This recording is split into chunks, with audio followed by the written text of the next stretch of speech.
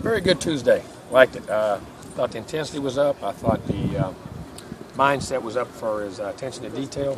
Very physical practice. Got after each other good on good. But a lot of work done against the scouts, and I just like the whole approach to practice and what we did again. And again, hope we continue to take that to Saturdays. But this team has done a good job of preparing and having the mindset to come out and practice. Very proud of the way they did it again. Questions?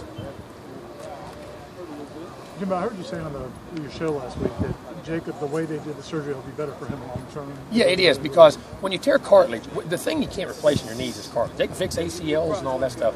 And in time, the cartilage grinding, which makes bone on bone, well, they tore the cartilage. Well, sometimes it tears and you can't repair it, so you have to just clip it out and you lose it. Or there's a procedure when they do it, they can sew it back in there. But to do that, you have to be non-weight bearing for about 6 weeks and let it heal. But in the long term, he doesn't lose cartilage. So it's a longer healing process off the same injury. Just depends. Sometimes you can come back in a week and a half from that stuff after they clip it. But it's better for him long term in the big picture. So they got to sew it and he got to keep the cartilage. Was today the first day he was out here? We saw them. Yeah, he has been. He had a little, because the nerve damage in there and stuff, and just when his leg dangles, it bothers him a little bit. So it was the first time he's able to get back out here. It was great to see him back out here.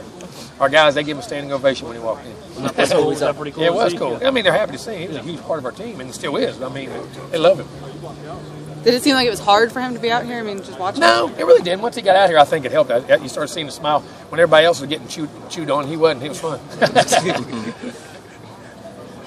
Coach, was it helpful when you had the different offensive lineup in there during the Florida game, just for those guys to get the experience and to look back at the film in case something happens like that again? I mean, and they knew exactly how we were going to do it. And that's the plan we had, and they jumped right into it and played. And we did it. We do it. We alternated all throughout the week at different scenarios with guys down, and give them reps when we go good on good, and rotate those guys. So it was very critical for us to be able to do that, and they did a nice job of it.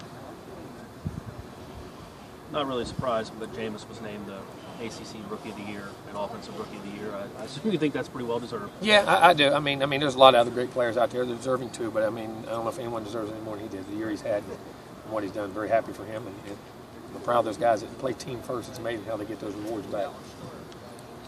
When you first decided to go with Jeremy, how long did you think it would take the defense to catch on to his system? Like even before you met with the players. I thought when his system and the coaches he got in here are very good teachers, and I thought they've done a good job. And you don't ever know, but I didn't think it would take as long as a lot of people thought it would. And we talked about it. Jeremy felt very good about how he's presenting it. And again, we have a lot of guys I think are very intelligent guys. They learn very well, and I think that's critical. And we try to look for that in recruiting. But they've done not only the players done a good job. Jeremy and them have had presented it to them to be able to learn. It's been very good.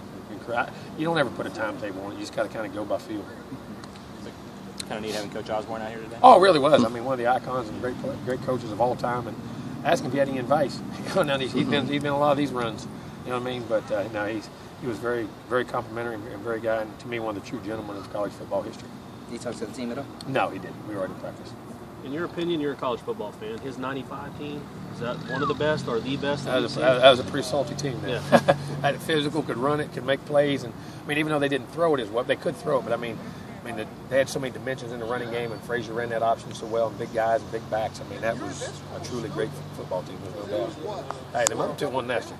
People think about how long people got on that guy. Let's go back to something. He never won less than 9, but he went 20-some years. Couldn't win a big game. Can't win this. Had one of the best teams of all time in '83. Yeah. Didn't win it. Oh, Lord. Yeah. They just kept plugging along. Now, all of a sudden, he had 3 national championships and things worked out. Yeah. It's amazing when you have patience.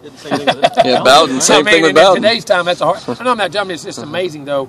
Guys like that today, how long do they make it? I mean, now, was the guy phenomenal? Yes. I'm just saying it's amazing how times have changed. And he was one of the truly great coaches of all time.